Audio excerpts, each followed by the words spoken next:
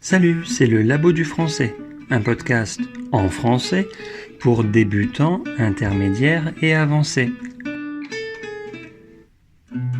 Aujourd'hui, la traduction littéraire, premier épisode d'une série sur les multiples aspects de la traduction. C'est en fait un très vaste sujet, étudié à l'université en cours de traductologie. Si, c'est un vrai mot. D'abord, comme disait le professeur Michel Ballard, l'original et sa traduction sont nécessairement différents. La traduction ne peut pas et même ne doit pas être l'original. D'ailleurs, si deux personnes lisent le même livre, elles ne vont pas lire exactement la même chose. Quand on traduit, on fait un mélange d'objectivité et de subjectivité. J'entends souvent dire « ce n'est pas le même mot dans l'original ». C'est normal, ce n'est pas l'original. En fait, l'écrivain est l'auteur de l'original.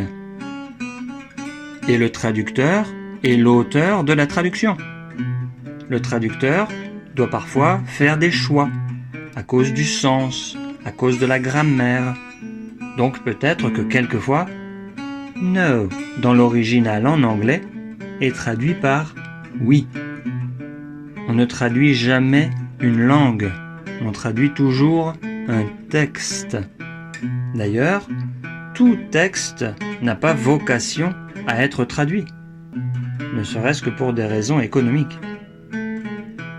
J'entends aussi souvent dire que le titre de l'original et celui de la traduction sont très différents. Il ne faut pas oublier que ni l'écrivain ni le traducteur ne décident de tout. Il y a l'éditeur qui impose certaines choses. Il dit parfois à l'écrivain et au traducteur de réécrire certains passages. Et il impose parfois un titre à l'original ou à la traduction. Malgré tout, il y a des situations où on peut dire que la traduction est mauvaise. C'est surtout quand il y a des contresens, des impropriétés, mais pas forcément des structures grammaticales étranges. Certains traducteurs aiment parfois malmener la grammaire pour faire un certain effet sur le lecteur. Parfois aussi, la traduction, de l'aveu même d'écrivains qui connaissent la langue du texte traduit, disent que la traduction est meilleure que l'original. Il y a des gens qui préfèrent les sourciers, pas les sorciers, ceux qui restent près du texte source, du texte de départ.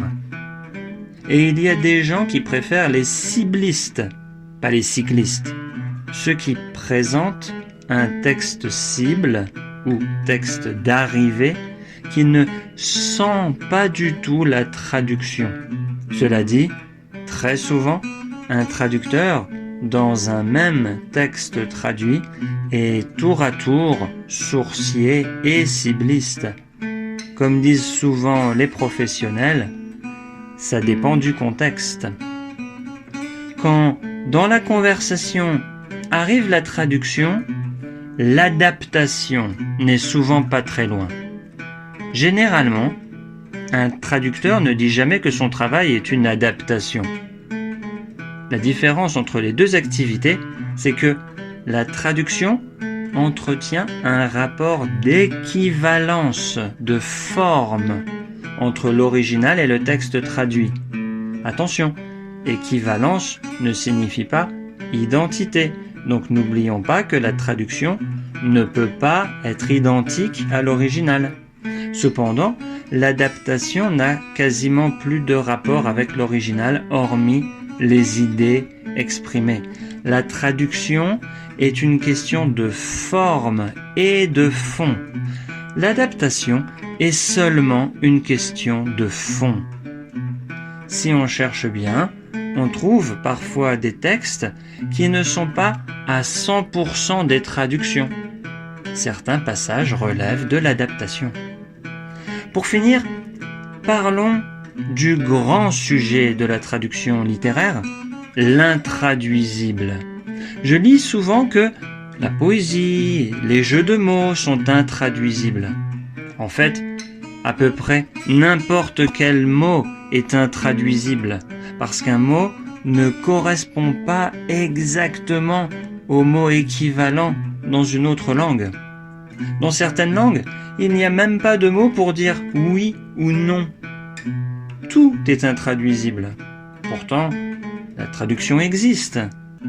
La traduction est parfois une question de compensation, selon le traducteur. Peut-être pas exactement au même endroit. Un jeu de mots ne passe pas dans le texte traduit. Le traducteur crée un jeu de mots un peu plus loin. Il traduit l'effet du jeu de mots, mais pas le jeu de mots en lui-même. La traduction peut être synonyme de création, d'imagination.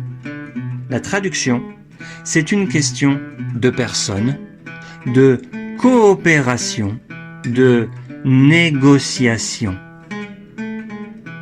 C'est tout pour cette fois. Rendez-vous sur Weibo, Twitter ou Facebook, le Labo du Français, pour avoir le texte de ce podcast. Salut!